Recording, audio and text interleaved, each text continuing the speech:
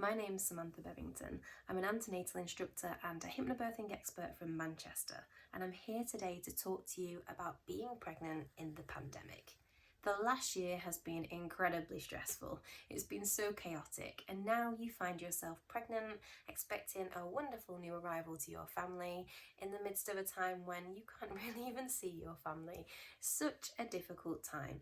We don't know what the restrictions are going to be when you give birth. We're basically planning for uncertainty, and all that combined can really create a sense of anxiety, a sense of unease surrounding your pregnancy, which is just not what you want to be feeling at this time. Now, last year, 2020, I had a textbook pandemic pregnancy. So my son was born in November, on November the 2nd, and we actually only found out 5 days before the national lockdown in March that he was due. So a really exciting time to find out you're expecting a new baby. But then as soon as that lockdown was announced, as soon as Professor Chris Whitty came on TV and said that pregnant women were going to be high risk and we needed to be very careful, I felt all those emotions. I felt that stress, that anxiety, those worries, all those concerns. That's completely normal. But all of that really clouded that first bit of the pregnancy, making it not really as exciting as it probably should have been. So if you're experiencing any of that, any of those worries, any of those concerns, you're not alone. Thousands of women are going through the same thing, and I'm here to go through a few of the changes for your birth process, just to put your mind at ease and help you regain some of the enjoyment of your pregnancy. Now let's get straight to the point. Birth. Birth is what everyone wants to know about. Birth is obviously the most exciting and terrifying part of being pregnant. And I say that as a hypnobirthing instructor. So I'm not the type of hypnobirthing instructor that is sort of like peace and love and positivity. Yes, that's a really big element of having a positive birth experience, but I'm also a really, I think, realistic person, and I teach it from a perspective of where I would have been coming from. So everything's evidence-based and there's science behind it, because I have to really understand it and believe in it. So when I think about giving birth, I don't mind describing it as a scary prospect. You know, for most people who haven't given birth before, it's normal to feel some anxiety, and I don't really think it's possible to get rid of every scrap of that. It's bound to be a really unusual experience if you haven't done it before, just like everything else. Now, because birth is the thing that everyone wants to know about, I'm going to go through a few things that have changed due to the pandemic. First of all, testing. Everyone is offered a COVID test when they go into triage because they think they're in labour. One thing that test enables the maternity unit to do is to segregate you afterwards in the postnatal unit. So you will be put into small bays, usually within a postnatal ward, and those bays will be sort of categorised. So there'll be a negative bay. Everyone in that bay will be negative from their COVID swab, and obviously if you test positive, hopefully you'd be put in a side room and you'd be kept well away from everybody else. The most concerning part for most people during the pandemic is whether they're going to be allowed to have their birth partner with them for labour. Now, most maternity units have a triage system where you go in because you think you're in labour, and they will check you and determine whether you can have a delivery suite or not, and whether there's a midwife available because you need that care or not. So if you're not 4 centimetres dilated, you're not classed as in active labour yet. So more than likely you're sent home, sent to walk around the car park, go off and be nice and active so you can get things going. If you are 4 centimetres onwards, then you will be admitted and you will be put into the room that you will give birth in. And that is when your birth partner usually can join you. Now, there are some hospitals around the country that are allowing birth partners to come into triage with you, which is absolutely fantastic. But there are others, and you will have to check your own, who are saying that actually birth partner might need to wait outside. It's worth bearing in mind that if you're due to have an induction of labour, a medical induction of labour, then usually birth partners would be present with you throughout that time. Lots of maternity units are asking partners not to attend the hospital during that time. It's really beneficial then that you attend some sort of antenatal course before your birth if you think you're about to be induced. Now, lots of hypnobirthing instructors, lots of antenatal instructors, they offer last minute courses, one-to-one sessions, that kind of thing. I know I do. Lots of people do. You'll be able to find somebody locally that offers that service for you if you think you're going to be induced. And this is going to give you the tools and techniques to cope on your own for those first few hours without your birth partner there to support you. Once you've been through triage, you're going to be put into your delivery room. Now, due to COVID, there's not much difference in this. You'll either be treated as if you could potentially be positive because your test result isn't back yet, or because you are positive, and therefore the staff will be wearing enhanced PPE just to protect themselves. Or if your test comes back and it's negative, then you'll just be in a room. Your birth partner will be asked to wear a mask. You won't need to at all, although you just want to check that locally to make sure that's the same. But most trusts are saying that birthing people do not need to wear a mask. And the midwives will just have their basic PPE on just to protect themselves and to protect you as usual. Your birthing choices shouldn't be affected by COVID, so you shouldn't face any restrictions in the pain relief that you want to take. You should still be able to use a birth pool, for example, birthing balls, all these kinds of equipment. Every choice that you have should still be available, and the most protected right should be to still have a birth partner with you throughout the active labour time. I've spoken to a lot of midwives recently, and they all say the same thing, that they are people too, and they know that you don't want to be in the hospital on your own without your birth partner there too. So what they're doing as much of the time as possible, if everything goes well, if the baby is okay, if there are no real concerns, they're discharging people as soon as possible. It might be that your birth partner has to leave within 2 or 3 hours. It might not. It might be that you might be able to be discharged at 6 hours post-birth, which would be fantastic.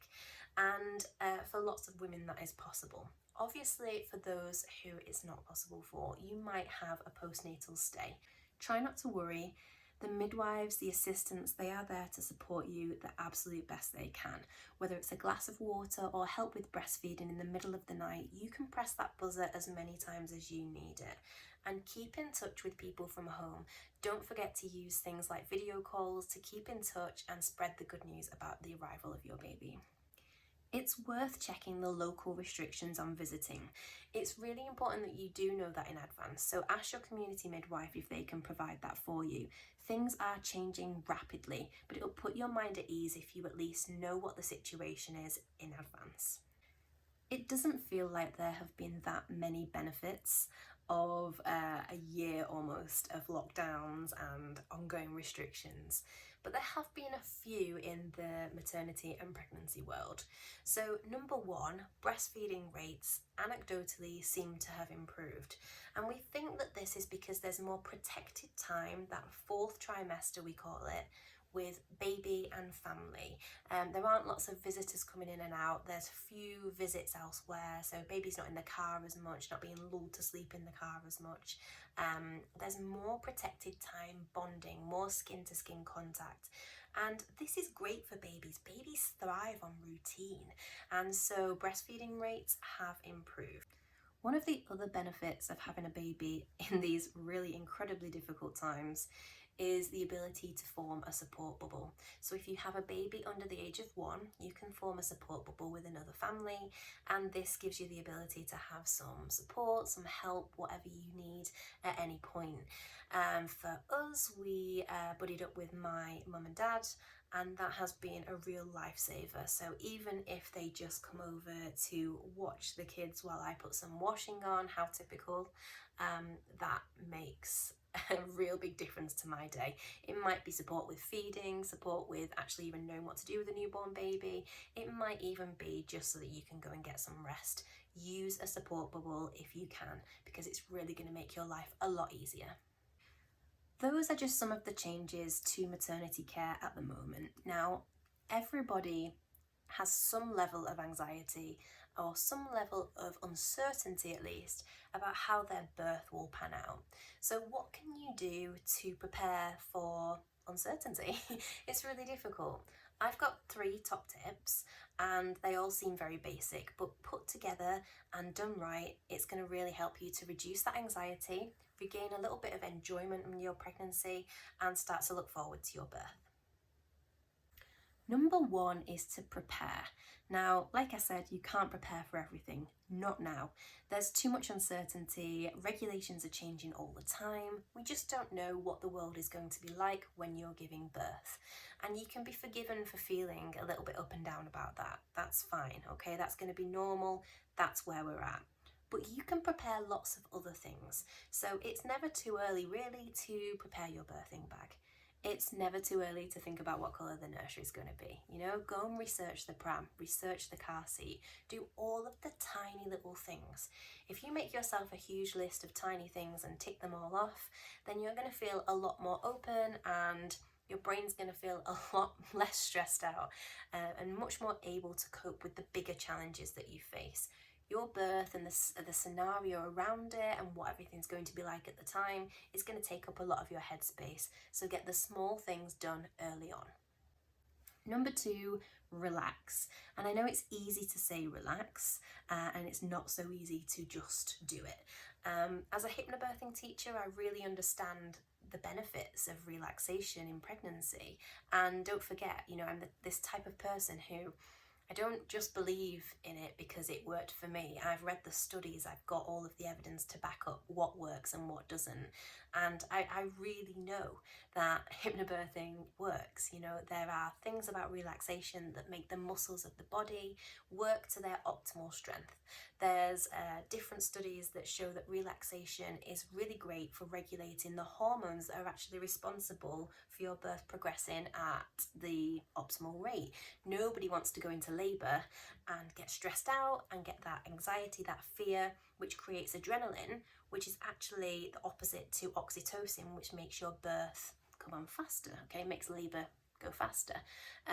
So nobody wants their labour to slow down because their oxytocin is dipping because their anxiety is rising. So we need to keep ourselves calm. Whether you're into hypnobirthing or not, hypnobirthing is great, you'll find courses online.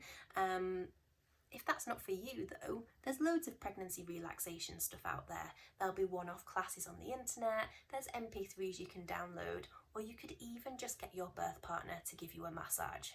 I think you deserve it. Number 3 is share. And you really do need to share, not just your worries. It's really important to share your worries and what you're concerned about. It might be that your birth partner has the same worries. They have the same concerns as you, and that's going to put your mind at ease. But it's really important to share what you do want to happen. So on my website, you'll find a birth planning tool. It's got loads of things to consider for your birth. Making a birth plan is the best thing you can do. You've got to have a degree of open-mindedness. Yes, it's probably not all going to happen, but that's not the idea. A plan is just a plan. It's what you would ideally like to happen. And if things do start to go off plan, then it's really useful because the people looking after you and your midwife, they'll be able to make your birth as much like what you wanted as possible given the circumstances. I think making a birth plan is one of the best ideas to help you to relax. It's going to really help you to share all of that load with your birth partner, and then on the day they can act as your advocate as well. They'll be able to be in that birthing room sharing your wishes, meaning that you don't have to remember it all, you don't have to keep it all up here, you don't have to worry about forgetting to ask for this and ask for that, because your birth partner knows too. You're a team, you're going to work together, so share all that stuff that's in your head and get it written down. And finally, please know that you are not alone. So many women are going through this at the moment. So many birth partners are also having all these concerns, all these worries about pregnancy in a pandemic. Speak to your local community midwife and find out about the local maternity restrictions. Check out my website for more support, advice. It's samanthabevington.co.uk and you'll find that birth plan there. I'm running 10% off courses if you book by the end of April using the code TBS10. That's it, TBS10. If you don't fancy one of my courses at all, there's loads of free stuff on there, loads of blog posts, ways to avoid induction of labour, ways to avoid becoming anxious, becoming stressed during your pregnancy and your labour, and that's all free for you. I wish you the best of luck. You've got this, Mama.